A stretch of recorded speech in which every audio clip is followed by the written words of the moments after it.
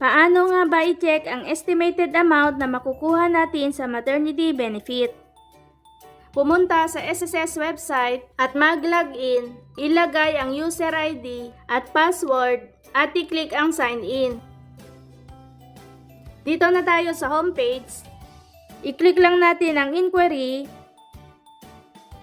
I-click itong eligibility. At i-click ang sickness or maternity. Sa baba, makikita dito ang list of benefits. I-click lang natin itong self-employed, voluntary maternity. Pagkatapos, kailangan lang natin sagutin ang mga tanong dito. Itong confinement start.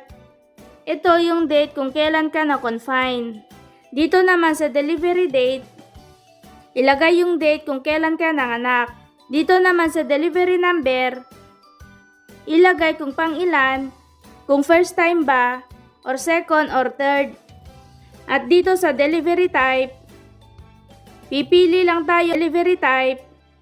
Pagkatapos ma-fill upan ang information, i-click lang natin ang submit. Ayan, makikita na yung qualifying months. At dito rin makikita kung magkano ang makukuha sa maternity benefit.